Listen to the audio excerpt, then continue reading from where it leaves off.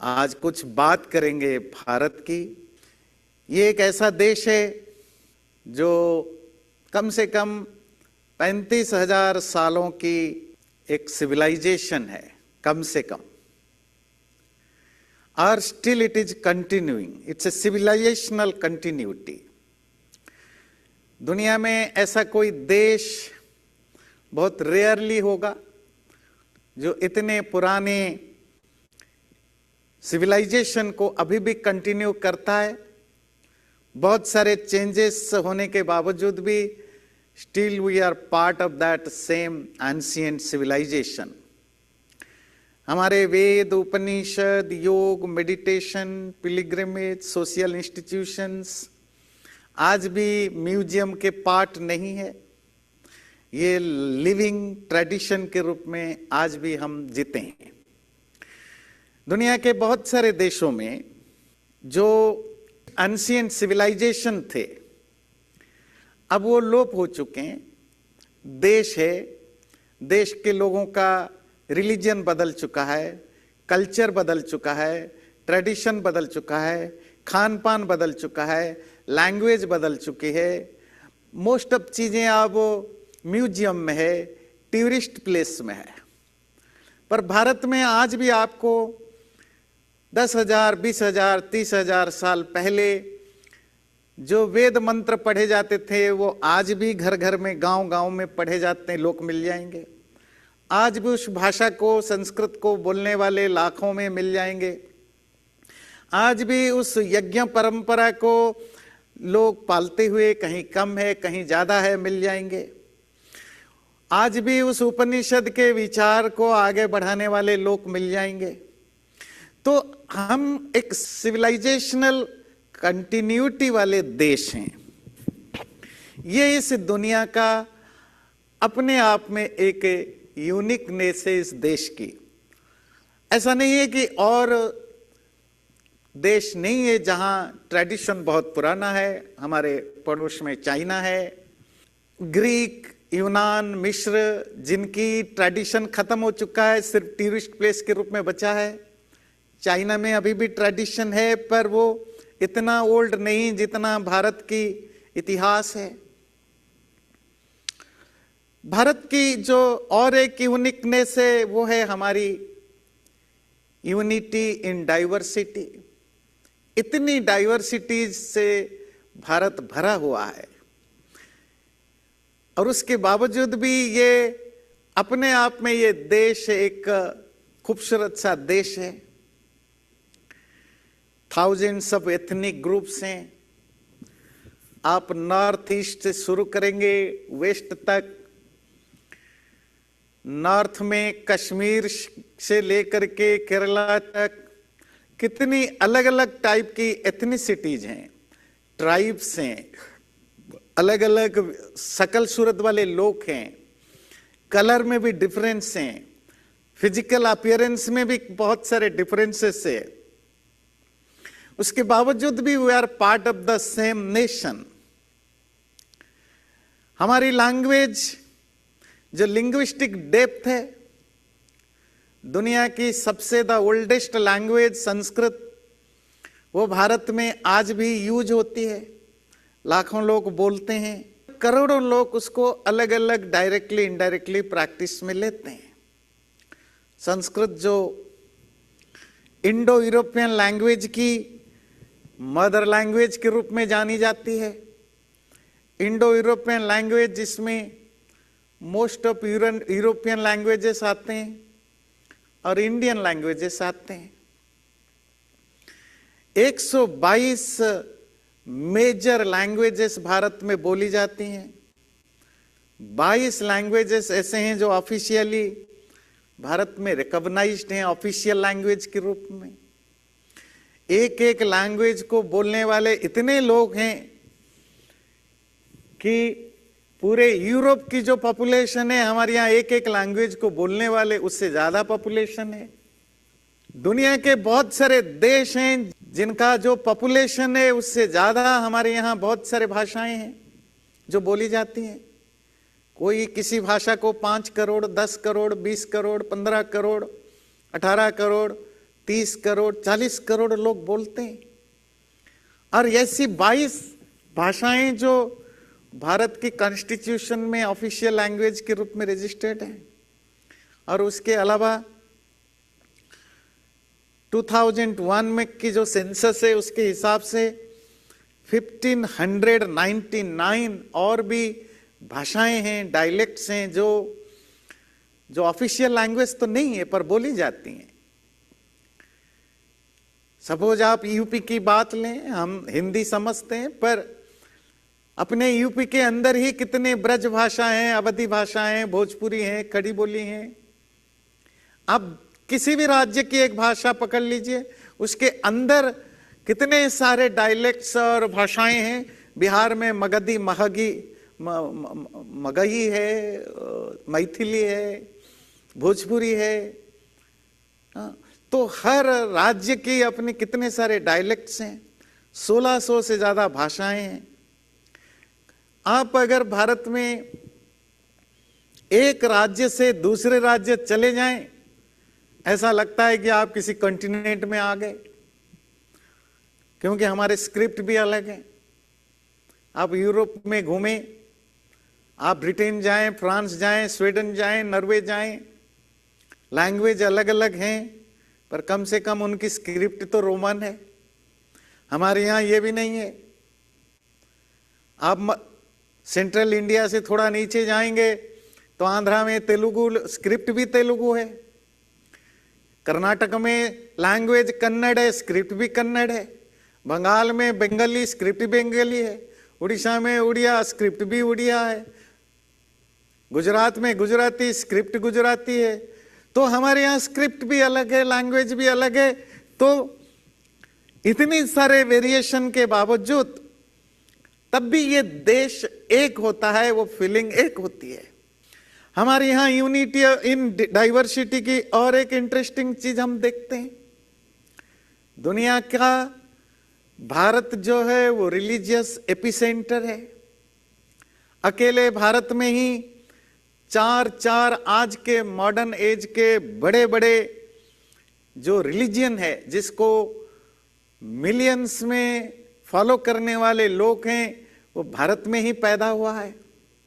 हमारे प्यारा सनातन धर्म, हिंदू धर्म, फिर बुद्धिज्म, बुद्ध धर्म, बौद्ध धर्म, जैन धर्म, सिख धर्म, ये चारों तो भारत में ही पैदा हुए। इनका ओरिजिन ही भारत में। फिर इन धर्मों के कितने सारे सेक्ट हैं। और इवन जो भारत से बाहर अगर कोई दूसरा जगह है जहां रिलीजियंस आए, जैसे 4 रिलीजियंस भारत के बाहर हमें मिलते हैं, ज्यूस, क्रिश्चियनिटी, जोरास्ट्रियन और मुस्लिम। जोरास्ट्रियन जो ईरान जिसको आजकल कहते हैं पर्शिया, जहां मोस्टली जोरास्ट्रियन धर्म पालक किया जाता था इस्लाम आने से पहले। ज्यूस जो आज इजराइल और उसके आसपास की एरिया है, मुस्लिम अरब की खाड़ी में, और क्रिश्चियनिटी भी वहीं पर। मुस्लिम, क्रिश्चियन और ज्यूस जो एक ही फैमिली को बिलोंग करते हैं, जिसको हम कहते हैं अब्राहिमिक रिलीजियंस। और जोरास्ट्रियन जो सनातन धर्म का, वैदिक धर्म का सिस्टरली रिलीजियन है, जो एक जैसा मिलता जुलता है। इन चारों रिलीजियन का भी भरपूर हिंदू भारतवर्ष में लोग रहते हैं और सब अपने अपने सुख शांति में रहते हैं। भारत में इतने सारे फिलॉसफीज हैं। दुनिया के ज्यादातर देशों में तो कोई फिलॉसफी ही नहीं है। हमारे यहां 9 ब्रांचेस ऑफ फिलॉसफी हैं। फिलॉसफी, द वर्ल्ड व्यू, ये दुनिया क्या है, लाइफ क्या है, संसार क्या है, इसको समझने के लिए 6 वैदिक फिलॉसफी हैं।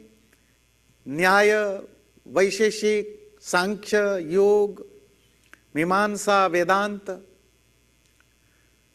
3 नॉन वैदिक फिलॉसफी हैं जिसको हम कहते हैं बुद्धिस्ट फिलॉसफी, जैन फिलॉसफी और एथिस्ट फिलॉसफी, एथिस्ट जिसमें चारवाक, लोकायत आदि आते हैं। तो हमारे यहां इतने सारे रिलीजन है, उसके बावजूद भी यहां एथिज्म भी फैलती है। एथिज्म के भी फिलोसोफर्स हैं, उनको भी मानने वाले मिलते हैं, और यहां किसी के खिलाफ कोई फतवा जारी नहीं होता, कोई किसी को मारता नहीं, काटता नहीं है। और ऊपर से हमारे कल्चर, इतने तरीके के कल्चर्स, हर स्टेट के, अपनी डिस्ट्रिक्ट की, अपनी एरिया के कल्चर अलग है, फूड अलग है, कॉस्ट्यूम अलग है, कपड़े पहनने की तरीके अलग हैं। सब साड़ी पहनते हैं, पर हर स्टेट नहीं, हर एरिया की साड़ी पहनने का तरीका अलग है। सब आलू खाते हैं, पर हर स्टेट की, हर एरिया की आलू की सब्जी बिल्कुल अलग है। हमारे फेस्टिवल्स अलग है। सेम मकर संक्रांति है, पर आप भारत के किसी भी स्टेट में जाइए, उनकी अलग डिफरेंट टाइप ऑफ फेस्टिवल्स है। इसके बावजूद भी ये देश एक ही है। भारत की जो डाइवर्सिटी है, उसकी और एक यूनिकनेस है। सो दुनिया में दो तरह के नेशंस होते हैं, जिनको हम मेल्टिंग पॉट्स या प्लैटर कह सकते हैं। मेल्टिंग पॉट्स उसको कहते हैं जहां हर तरह की लोगों को उस देश में, उस कल्चर में अपनी ओरिजिनल आइडेंटिटी को छोड़ना पड़ता है, अपनी सब कुछ भुला के उनको असिमिलेट होना पड़ता है। That is called melting pots. आपकी कोई ओरिजिनल आइडेंटिटी, कल्चर, लैंग्वेज, कपड़े, कुछ भी नहीं बचेगा। मोस्ट ऑफ देशों में यही हालत है, पर भारत ठीक उल्टा है। हमारे यहां रेस्टोरेंट में जाएं, जो मेन्यूज होते हैं उसमें एक मेन्यू होता है थाली। किसी भी, वो पंजाबी रेस्टोरेंट हो, साउथ इंडियन रेस्टोरेंट हो, बंगाली रेस्टोरेंट हो, गुजराती रेस्टोरेंट हो, कोई भी रेस्टोरेंट हो, उसमें एक मेन्यू होता है थाली। कि थाली में हर चीज होती है। वहां रोटी होती है, उसके चावल होता है, दाल होता है, कहीं सांभर होता है, कहीं पापड़ होता है, 5-6 तरह की सब्जियां होती हैं, खीर होता है, मीठे होते हैं, अचार है, चटनी है, जितने भी 2, 4, 5, 8, 10, 12 जितने भी खाना अलग अलग है, सब थाली में अलग अलग होकर के रहते हैं। सबकी अपनी आइडेंटिटी है, सबका अलग टेस्ट है, सबका अलग डिस्टिंक्ट फ्लेवर है, और खाने वाला हर किसी को पसंद करता है। कोई नहीं बोलता है कि अचार बेकार है और पापड़ अच्छा है, खीर अच्छा होता है और सब्जी बेकार होती है। सबकी अपने अपने इंपॉर्टेंस है। तो भारत आज ए नेशन जिसमें हर लैंग्वेज, हर कल्चर, हर ट्रेडिशन, हर रिलीजन, हर जीने की तरीका, लाइफस्टाइल, हर एक अलग अलग है, पर कोई नहीं चाहता है कि वो मेरे जैसा बन जाए। वो भारत की फितरत में नहीं था, जो जस्ट भारत के बाहर के कल्चर में आपको देखने को मिलता है। वो भारत में सब अपनी अपनी आइडेंटिटी के साथ रहते हैं, थाली के खाने की तरह। उसके बावजूद भी वो भारत में कंट्रीब्यूट करते हैं। भारत की और एक यूनिकनेस है कि हमने कभी किसी को असिमिलेट करने के लिए फोर्स नहीं किया। यहां ग्रीक आए, जिसको यवन कहते हैं संस्कृत में, यहां पर्शियंस आए, जोरास्ट्रियंस आए, यहां सेंट्रल एशिया से लोग आए, अभी भी है। यहां ज्यूस आए 2000-3000 साल पहले, क्रिश्चियंस आए 1700, 1800, 1500 साल पहले, यहां मुस्लिम्स आए। मुस्लिम इस्लाम के एग्जिस्टेंस के 200, 400, 500 के बाद भारत में मुस्लिम आए। जोरास्ट्रियंस आए, जब मुस्लिम ने अटैक किया। सब परेशान होकर अपने अपने जगह जहां वो भागे, दुनिया में अलग अलग देशों में भागे, सब या तो असिमिलेट हो गए या कन्वर्ट हो गए या नाम मात्र को अपनी आइडेंटिटी बचा के रखें। पर भारत में आज भी 2000 साल पहले आए हुए ज्यूस आज भी ज्यूस हैं, उनके अपने शनिगर्स हैं। 800-900 साल पहले, 1000 साल पहले आए जोरास्ट्रियन आज भी जोरास्ट्रियन है, पारसी है, वो फुल फ्रीडम है, उनको अपने कल्चर, अपनी ट्रेडिशन, अपने खान पान, अपने रिलीजन फॉलो करते हैं। क्रिश्चियंस, मुस्लिम तो बढ़ते जा रहे हैं। कोई उनको ये नहीं कहता है कि आप हमारे तरह क्यों नहीं हो। आप कहेंगे ऐसा अमेरिका में भी होता है। अमेरिका 200 साल की कंट्री है और वहां इमिग्रेशन पॉलिसी है। लोगों को बाहर से बुलाया जाता है क्योंकि यहां उनको लोग काम करने के लिए चाहिए। भारत में ऐसा कोई नहीं, कोई इमिग्रेंट नहीं आते हैं, लोग मजबूरी में आते हैं। और ये एक सिविलाइजेशनल नेशन है जो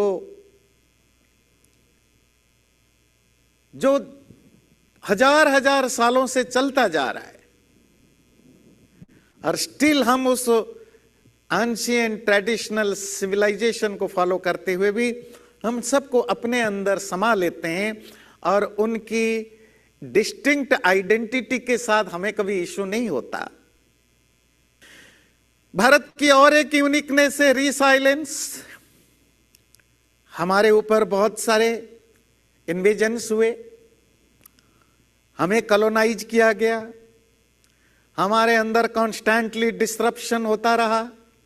बाहर से शक आए, हुण आए, यवन आए, ताजाक आए, कजाक आए, मुगल आए, पठान आए, मुसलमान आए, पुर्तगीज आए, फ्रेंच आए, ब्रिटिश आए, सबने इन्वेट किया।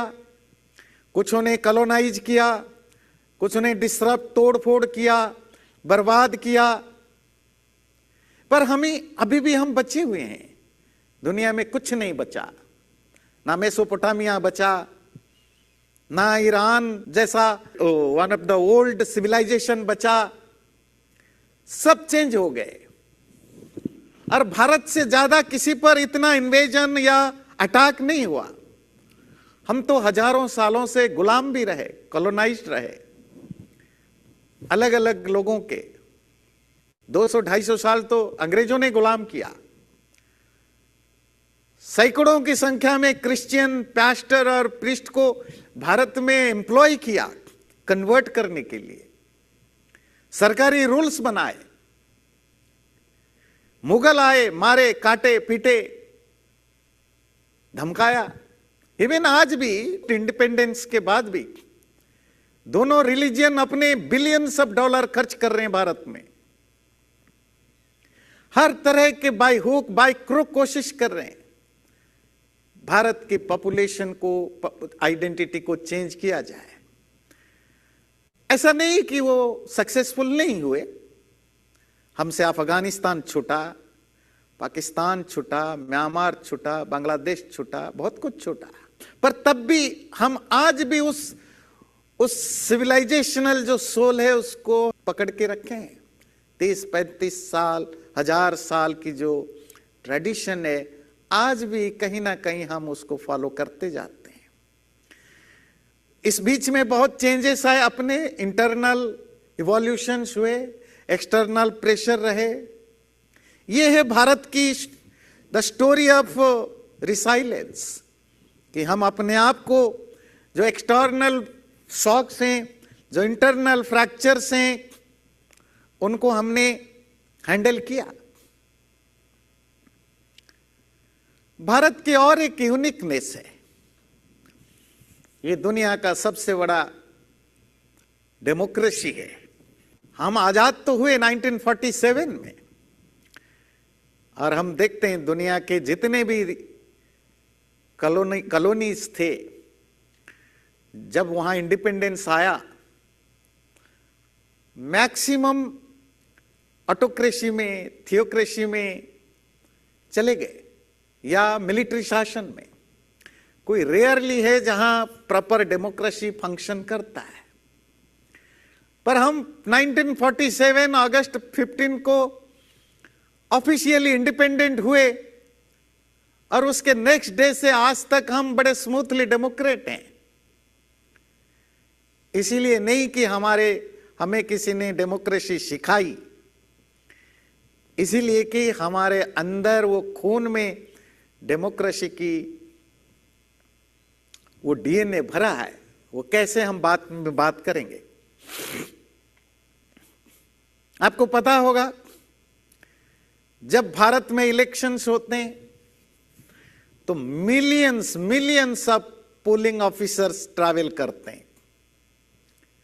कहीं गधे में बैठ के, कहीं घोड़े में बैठ के, कहीं हाथी पर बैठ के, कहीं 20-20 माइल पैदल चल के पोलिंग ऑफिसर जाते हैं। किसी रिमोट जंगल में, पहाड़ में एक भी घर अगर होए, वो घर वोट देने से ना छूट जाए, उसको श्योर करने के लिए पूरी पोलिंग स्टाफ जाती है वहां। कभी पैदल चल के, कभी कभी जंगली वो गधे वगैरह के ऊपर बैठ करके जाते हैं। आप दुनिया में किसी देश में, आप इसको यूरोप और अमेरिका से कंपेयर मत करिए जो बहुत डेवलप्ड कंट्रीज हैं, पॉपुलेशन बहुत कम है। हम 150 करोड़ की पॉपुलेशन वाले देश में और रिमोट से लेकर के मल्टी कॉस्मोपॉलिटन सिटी तक इलेक्शन होती है। ये दिखाता है कि इस देश की जो कमिटमेंट है हमारे डेमोक्रेटिक प्रोसेस के लिए, डिस्पाइट इट्स स्केल, इसकी प्रॉब्लम, उसके इश्यूज। और एक इंटरेस्टिंग चीज के प्रति मैं आपको बताना चाहता हूं। भारत की यूनिकनेस वो है हमारे क्यूजन, हमारे खाना। इतनी वेरिएशंस हैं, इतनी वेरिएशंस। देवियों सज्जनों, there is nothing like Indian food. कोई इंडियन फूड नाम का चीज नहीं है, क्योंकि इंडिया में इतनी वैरायटीज हैं। आपने आलू की सब्जी पंजाब में खाई, वही आलू की सब्जी आप बंगाल में खाइए, वही आलू की सब्जी आप केरला में खाइए, वही आलू की सब्जी आप गुजरात में खाइए, उसमें जमीन आसमान के अंतर मिलेगा। आलू वही है पर टेस्ट बिल्कुल अलग है, फ्लेवर अलग है, बनाने की तरीका अलग है। तो इसीलिए इसको मोनोलिथ के रूप में बताना इस यूजलेस है। हमारे रोटियां अलग हैं, हर सब्जी, आप किसी भी स्टेट में चले जाइए, वहां 50 तरीके की क्यूजिन्स होंगे। आप कहेंगे अच्छा ये तो भिंडी है, ये तो करेला है, ये तो बैंगन है।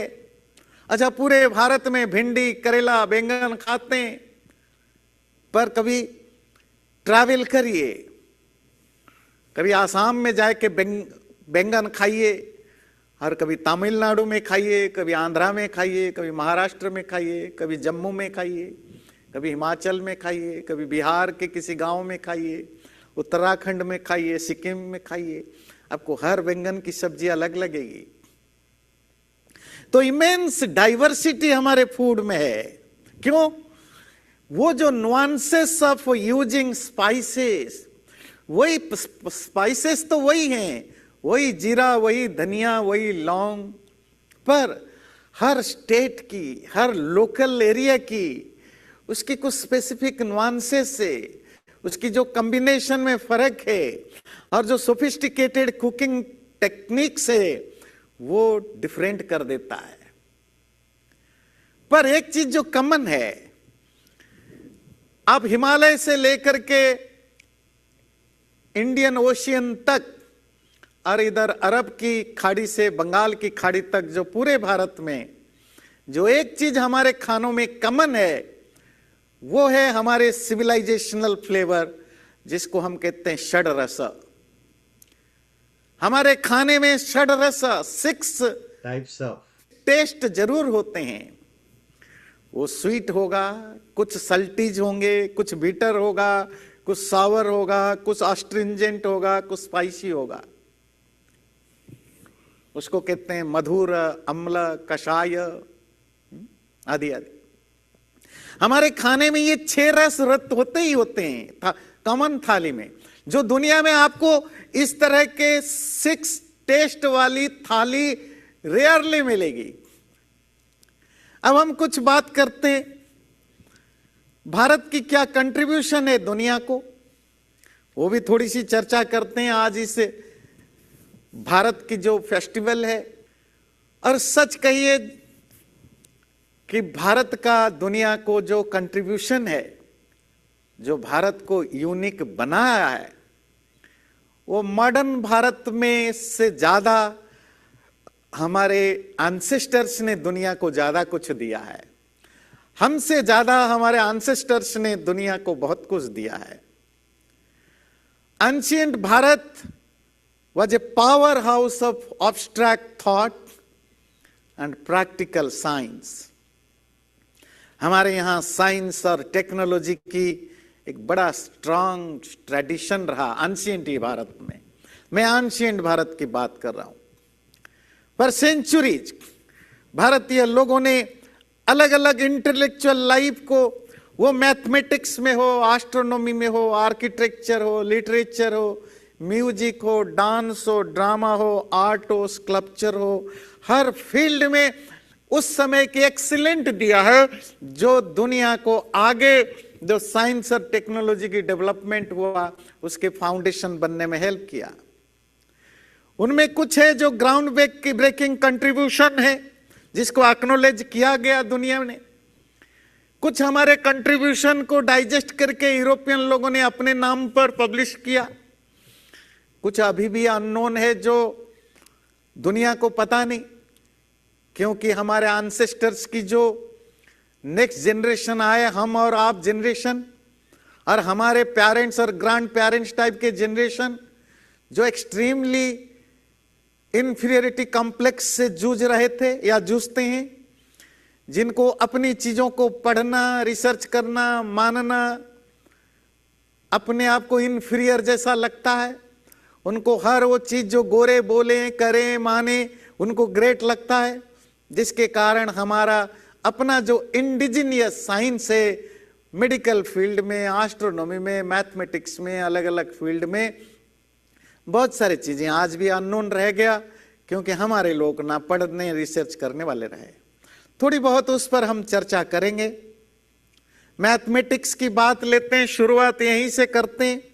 भारत फंडामेंटली शेप, ये दुनिया कैसे कैलकुलेट करे और रीजनिंग करे। हमने दुनिया को 0 दिया है, नंबर सिस्टम।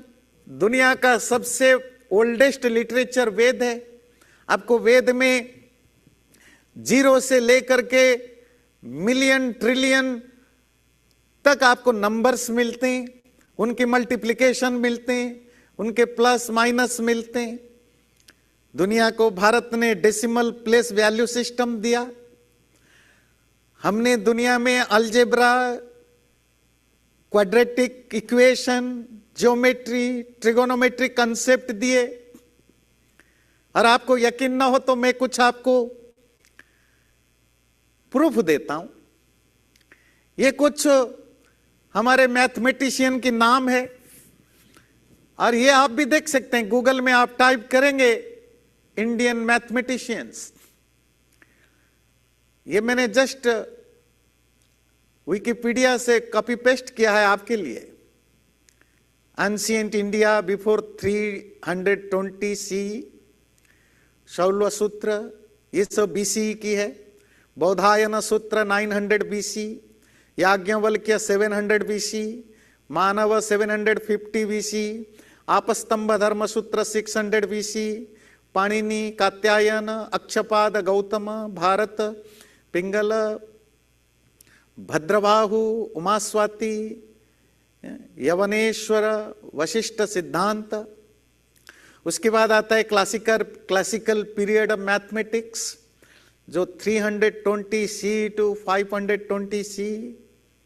वशिष्ठ सिद्धांत, आर्यभट्ट, यतिवृषभ, वराह मिहिर, यतिवृषभ, विराहंक। फिर हम देखते हैं 520 सी से 1200 सी, ब्रह्मगुप्त, भास्कर वान, श्रीधर, लल्ल, वीरसेन, गोविंद स्वामी, पृथुदक आदि आदि में, आर्यभट्ट, जयदेव, भोज, श्रीपति। मैं बस रैंडमली नाम ले रहा हूं। लेट मिडिएवल पीरियड में 1200 से लेकर 1500 सेंचुरी तक, ठाकुर फेरू 14 सेंचुरी में, महेंद्र सूरी, नारायण पंडित, मकरंद, केशव, नंदीग्राम आदि आदि 15 सेंचुरी। और आप अगर देखेंगे, गूगल में भी आप करेंगे, विकिपीडिया वगैरह में, आपको इवन 20th सेंचुरी तक भारत के कितने ग्रेट मैथमेटिशियन हुए। और स्टार्टिंग फ्रॉम जो रियल, जिसको कहते हैं स्ट्रक्चरल, जो मैथमेटिक्स की लिटरेचर है, जो हमें 800 900 BC से मिलता है। और ये जो मैं टाइम पीरियड बता रहा हूं, ये यूरोपियन स्कॉलर्स के द्वारा, इंडियन स्कॉलर तो और पुराना मानते हैं। इसी तरह जो हमारे एस्ट्रोनॉमी, एंशिएंट भारतीय एस्ट्रोनॉमर्स इस दुनिया को इतनी बारीकी से और इतनी प्रिसाइसली स्टडी कर रखे थे। अर्थ की रोटेशन, सोलर सिस्टम की फंक्शन, उसकी sphericity, accurate calculation of solar and lunar movement, length of the year 360 days, और 5 दिन जो एक्स्ट्रा एवरी 4 ईयर में एक एक्स्ट्रा मंथ, प्लानिटरी मोशन। बड़े सारे आचार्य उसमें आए, आर्यभट्ट, ब्रह्मगुप्त, वराह मिहिर, भास्कर 1, भास्कर 2, श्रीपति। मैं कम टाइम में, क्योंकि आज का टॉपिक ये सब नहीं है, तो आपको एक ग्लिम्स देने के लिए बताता हूं। हमारे यहां नेविगेशन की, दुनिया को 6000 साल पहले से हमारे यहां नेविगेशन का सिस्टम डेवलप हुआ। और ध्यान रखिए, ये जो वर्ड संस्कृत में, इंग्लिश में नेविगेशन है, ये नेविगेशन वर्ड संस्कृत का वर्ड है। इन संस्कृत नाव मीन्स नेवी, शिप, और गेशन इन संस्कृत इज गति, नावगति, नावगमन, इसी से नेविगेशन बना। और हमारे पास जो एविडेंसेस हैं, वो कम से कम 6000 साल के एविडेंस है। पूर्व में उड़ीसा के, कलिंग के व्यापारी, पश्चिम में गुजरात के व्यापारी, दक्षिण में केरल और तमिलनाडु के व्यापारी और राजा लोग कहां तक व्यापार जाते थे, ईस्ट यूरोप से लेकर के साउथ ईस्ट एशिया के हर कोने कोने में फैले हुए होते थे।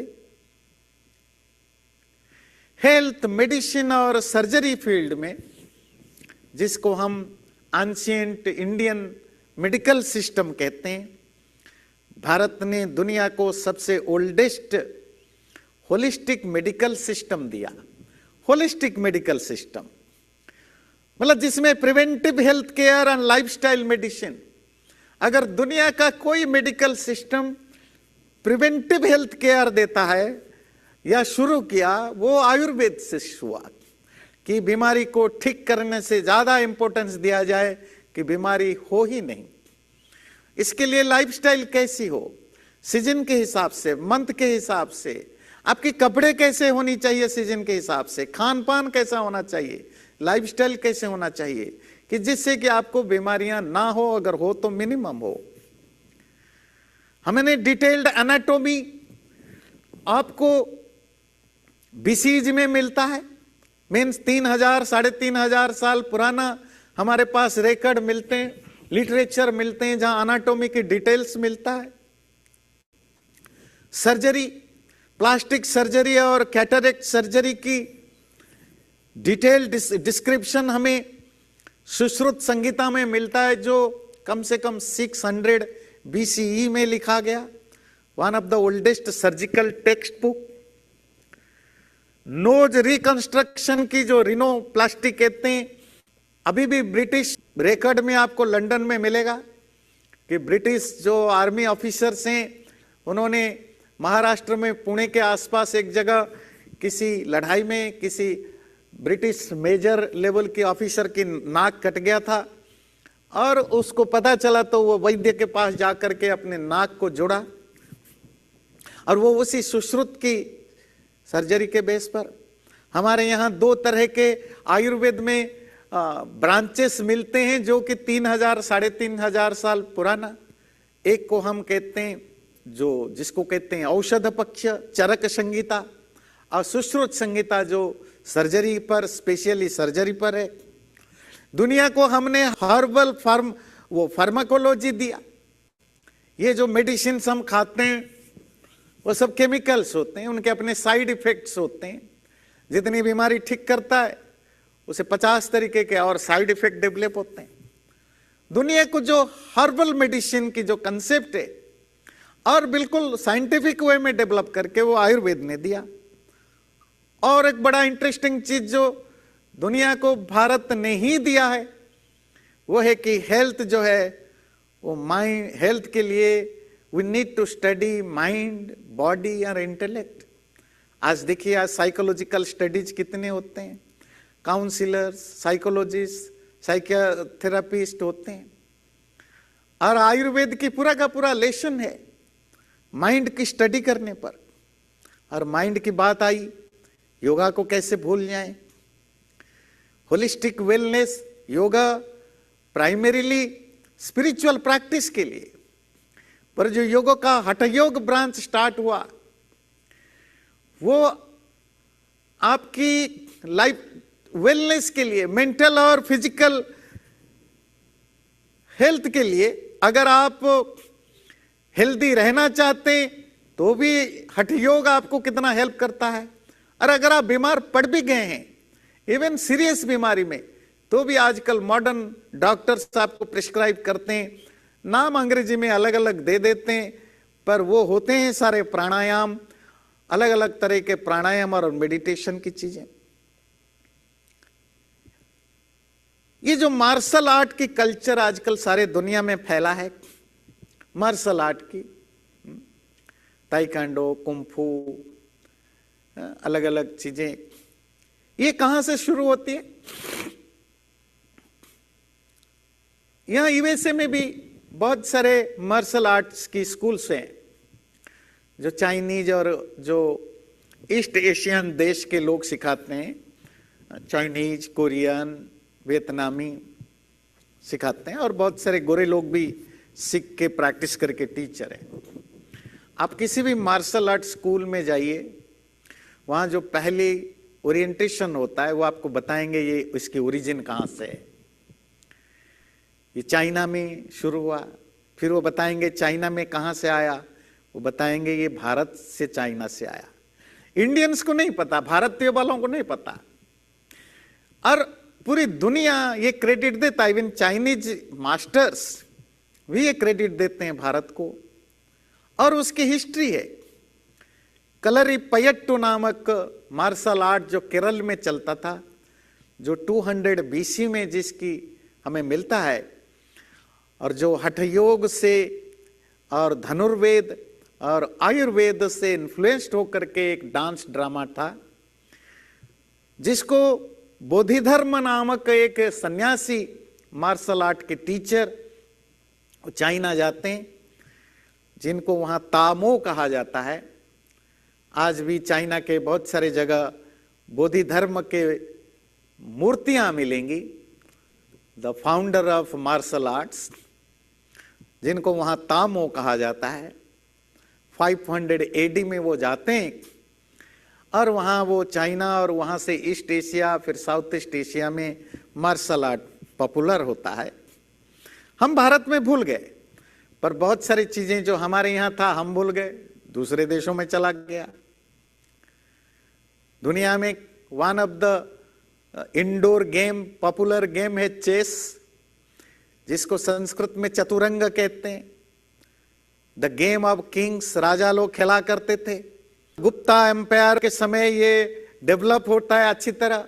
वैसे तो ये चतुरंग या चेस हमें महाभारत पीरियड में भी मिलता है, पर ये ग्रेजुअली जिस फॉर्म में आज चेस खेला जाता है वो गुप्ता पीरियड में, मौर्य पीरियड में डेवलप्ड होता है और वहां से पर्शिया और यूरोप जाता है और आज वो पूरे दुनिया भर में खेला जाता है।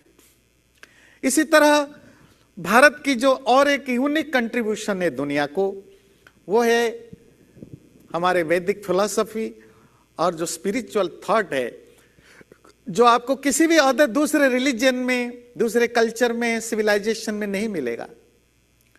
वेद और Upanishad, the idea of Rita, the cosmic order, जो Atman, Brahman, the theory of karma, the theory of liberation, the concept of devata, ये दुनिया में आपको और किसी भी कल्चर में नहीं मिलेगा।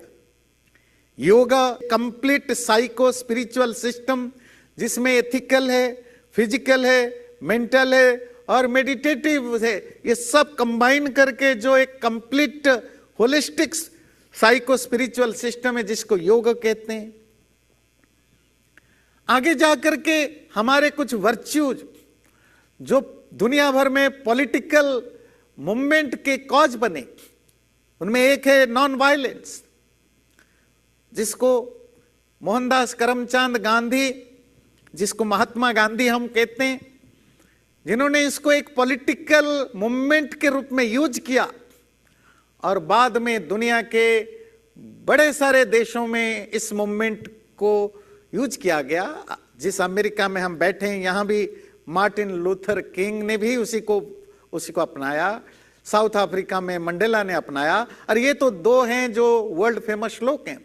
दुनिया में दर्जनों देशों में इस मेथड को अप्लाई किया जाता है, नॉन वायलेंट प्रोटेस्ट किया जाता है। एक पर्टिकुलर यूनिवर्सल वर्च्यू को कैसे डे टू डे लाइफ में और कन्फ्लिक्ट में भी यूज किया जा सकता है, वो भी दुनिया को भारत ने सिखाया। ये सब चीजें कोई डॉगमाज नहीं है। ये योग, अहिंसा, कर्म, मोक्ष, मोस्ट ऑफ एजुकेटेड हिंदुओं को ऐसा लगता है, क्योंकि वो अपने बारे में बहुत इग्नोरेंट या सेमी लिटरेट होते हैं। पर दुनिया जो इनको समझता, जानता, दे नो दिस इज, ये कोई डॉगमाज नहीं है, बट ये methods of inquiry into truth and self realization है। मैं कंक्लूड करूंगा। दुनिया को हमने और एक इंटरेस्टिंग चीज दी जो मोस्ट ऑफ लोगों को पता नहीं, वो है linguistic and comparative study of civilizations. आपको पता है ये यूनिवर्सिटीज में ये डिपार्टमेंट, ये सब्जेक्ट खुला, ये कब से स्टार्ट हुआ? इसकी ओरिजिनली शुरू होती है 19th सेंचुरी की एंड में, जब सेंट विलियम जोन्स, जो कि कलकत्ता के ब्रिटिश गवर्नमेंट के चीफ जस्टिस थे, पहली बार थोड़ा संस्कृत पढ़ते हैं, थोड़ा बहुत उनको कुछ समझ में आता है, तो उन्होंने सबसे पहले उपनिषद के कुछ छोटे छोटे ट्रांसलेशन किया, टूटे फूटे,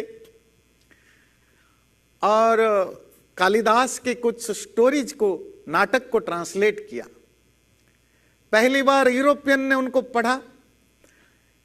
यूरोपियन लोग जो उस समय के इंटेलेक्चुअल है, उनको लगा अच्छा दुनिया में ऐसी भी कोई कल्चर है, ट्रेडिशन है जो हमसे ज्यादा रिच टाइप की लगती है। तो यूरोपियन लोगों ने पढ़ना शुरू किया संस्कृत को। ब्रिटिश गवर्नमेंट ने उनको स्पॉन्सर किया, इसीलिए नहीं कि उनको कोई एक बहुत बड़े ट्रेडिशन को पढ़ना था, पर्पस तो कुछ और था कि इनके कल्चर, ट्रेडिशन, फिलॉसफी को यूरोपियन लोग पढ़ें, इंटरप्रेट करें, अपने ढंग से इंटरप्रेट करें, जिससे कि भारत में डिविजन्स पैदा किया जा सके, जिसका रिजल्ट आगे जाकर के आर्यन थ्योरी, द्रविडियन थ्योरी, दलित मूवमेंट के रूप में डेवलप किया गया।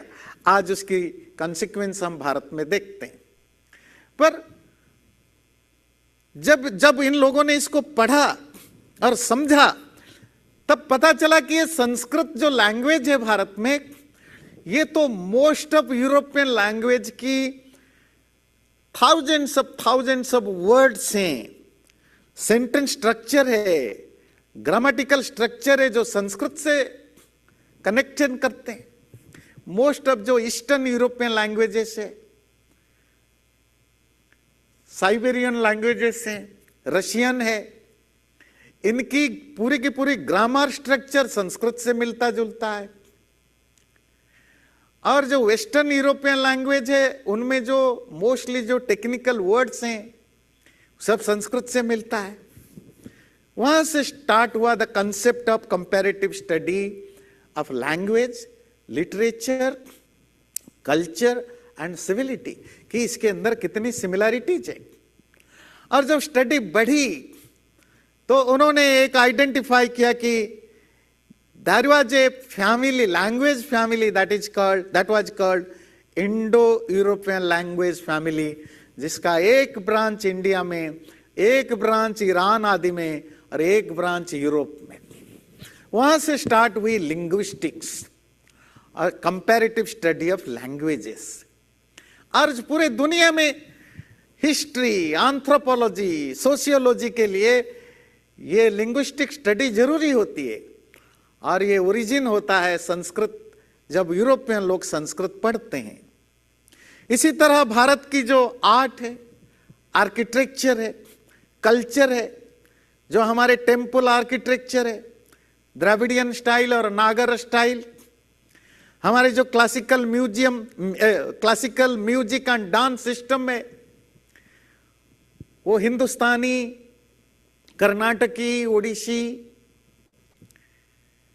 या जो 6-7 जो हमारे क्लासिकल डांसेस हैं, हमारे स्कल्पचर, आइकोनोग्राफी, और आपको पता होना चाहिए इवन जो टेक्सटाइल्स हैं, वो कॉटन, उसको डाई करने की जो आजकल तो सिंथेटिक और केमिकल डाई किया जाता है, कलर किया जाता है, ये दुनिया को भारत ने दिया कि ऑर्गेनिक जो डाइंग करना, वीविंग टेक्नोलॉजी, टेक्निक्स, ये भारत में ग्लोबल ट्रेड को डिफाइन किया।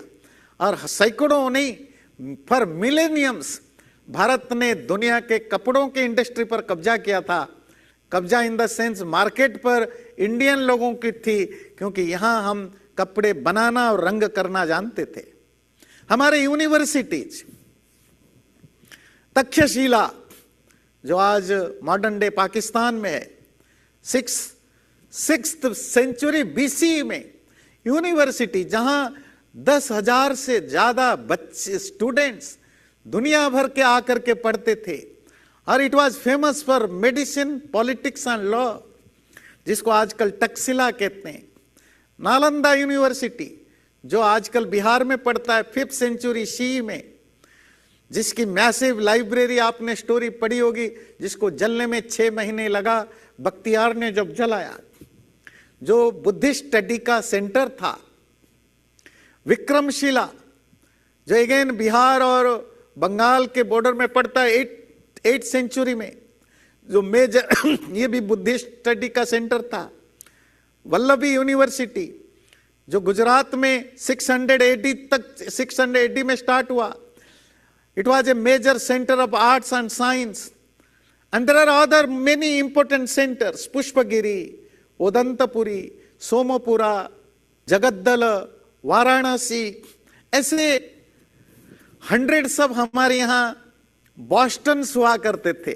बॉस्टन्स, आईवी लीग्स। जब दुनिया में कहीं कोई पढ़ाई लिखाई का कोई सेंस ही नहीं था, नेटिव लोग की तरह जीते थे, हमारे यहां यूनिवर्सिटी चला करते थे, बिल्कुल स्टैंडर्डाइज वे में, जहां हजारों अध्यापक पढ़ाते थे, हजारों बच्चे पढ़ते थे, सिलेबस डेवलप होता था। और लास्ट में मैं कंक्लूड करूंगा गवर्नेंस एंड सोसाइटी के ऊपर भी। रिपब्लिक्स, शुरू में मैंने जो डेमोक्रेसी की बात की, ऐसा नहीं कि 1947 में ब्रिटिश लोगों ने आजाद किया और हम रातों रात डेमोक्रेट बन गए। हमारे बगल में पाकिस्तान तो नहीं बन पाया, हमारे बगल में बांग्लादेश तो नहीं बन पाया, म्यांमार नहीं बन पाया, श्रीलंका नहीं बन पाया, अफगानिस्तान नहीं बन पाया, पर हम इतने परफेक्ट डेमोक्रेट कैसे बने? इसीलिए बने कि हमारे यहां हजार हजार साल की डीएनए में डेमोक्रेसी की कंसेप्ट है।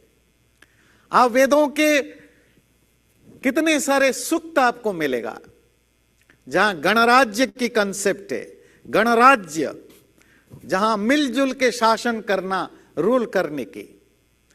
हम मौर्य पीरियड में, गुप्ता पीरियड में, बुद्धिस्ट पीरियड में हम देखते हैं गणसंघ हुआ करते थे।